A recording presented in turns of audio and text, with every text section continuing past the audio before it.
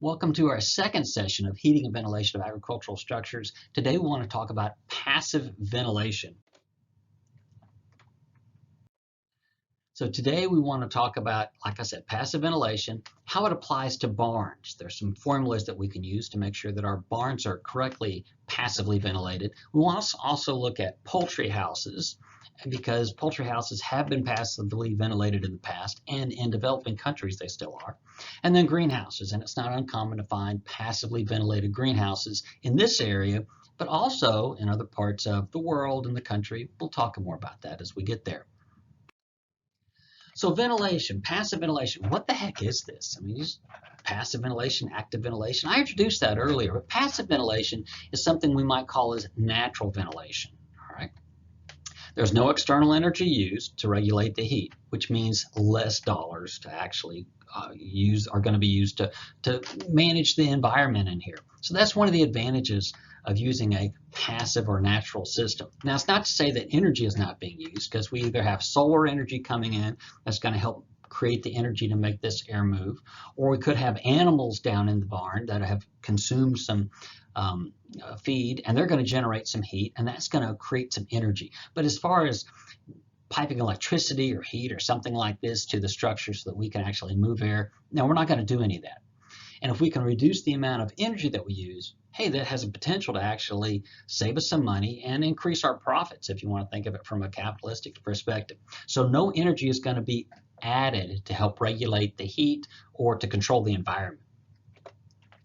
We'll use something called the chimney effect, all right, to create ventilation. Basically, you're going to have some sort of vents up towards the top of the structure and some openings, all right, other vents that are going to be towards the lower parts of the structure. And so as heat rises, this air is going to come in through the sides or from the other vents and escape from the ceiling. Obviously, air could move back and forth too with wind, but we don't have a whole lot of wind. So here are two different schematics of passive ventilation. I'm going to see if I can use a pin on this. All right, so the first one, oh, it's going to work out just perfect. I figured it out.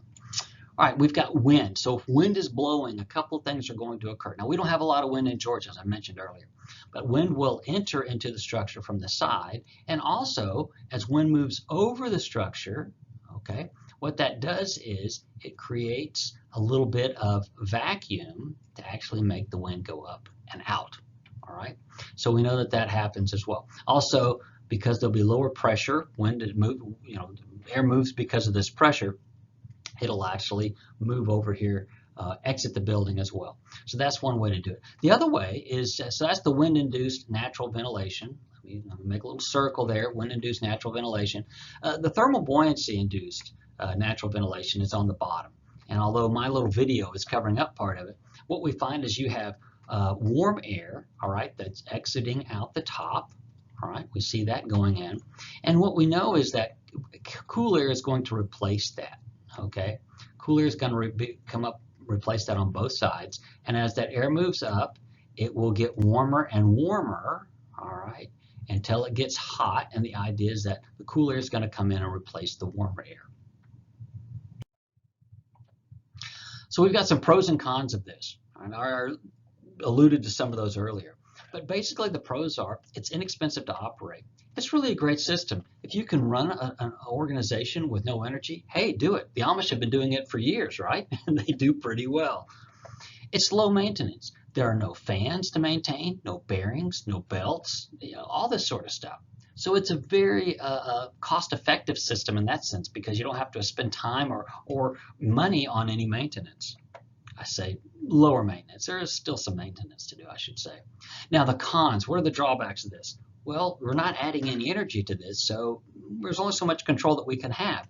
It's very difficult to control precisely or to control well what the temperature inside the structure is. To a large degree, you're dependent on what the temperature is outside the structure and what the humidity is outside the structure to be able to control what's going on inside the structure. So there's some problems with that. It's influenced by several factors that you don't have any control over, right? It's influenced by the amount of wind you have, the solar radiation or how bright the sun is, and also the air temperature. Well, how do you control the air temperature? How do you control the solar radiation? How do you control the wind? It's pretty difficult. Usually we can reduce those things, right? I can reduce the wind by putting up some sort of barrier. I can reduce solar radiation by creating some sort of shade. But air temperature, I can't do a whole lot with that. Not passively, right? And so that's the problem that we run into with this. So there's certainly some limitations to how well this would work, certainly in our environment, but you could see how it may be difficult in many other environments too. So one of the other things is we can only lower the temperature in a structure to a level of some level above the ambient air temperature. And what I mean by that is if the quote outside temperature is say 80 degrees, we can only lower the interior temperature of our structure by some amount of some level of temperature that's going to be a little bit above 80 degrees, maybe 85, maybe 90, maybe 95 degrees.